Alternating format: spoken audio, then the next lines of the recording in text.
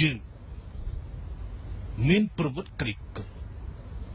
ក្នុងចំណោមពួកលោកគ្មានអ្នកណាអាចយល់ពីកសិករជាងយើងទេ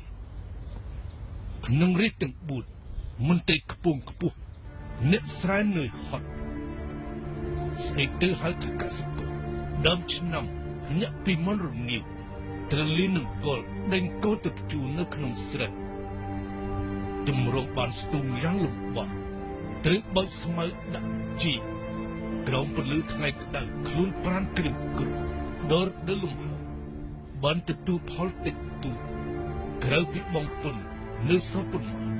បើជប់ទឹកចំនួនសត្វអរិទ្ធបាន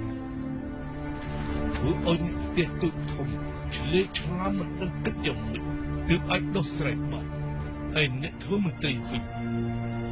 ភិកច្រើនមិនគិតពីទុកលំបាកកសិករដឹងតែពីធ្វើទុកបុកម្នេញគ្មានចិត្តខ្លាំងសោះកើតជានៅជាកសិករស្អប់បំផុតគឺមន្ត្រីលោកយុទ្ធអស់លោកពិតជាមិនដឹងថាកសិករទាំងនោះសុខអត់ឃ្លៀងអត់ទ្រាំរងាយ៉ាងម៉េចរស់នៅគ្មានដំណឹងពិតប្រាកដអស់លោកក៏មិនបានដឹងថាពេលពួកគាត់អត់ឃ្លៀងខ្លាំងអាចប្រព្រឹត្តនៅរឿងអីទេ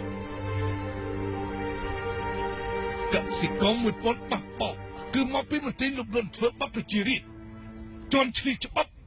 បណ្ដាលឲ្យរៀនមិនអាចរស់តទៅទៀតរៀនមិនអាចរស់ជាតិក៏ត្រូវរលាយសាបសូន្យដែរនគរចិត្តរលាយតើពលលោកបានប្រយោជន៍ស្អីខ្លះដែរ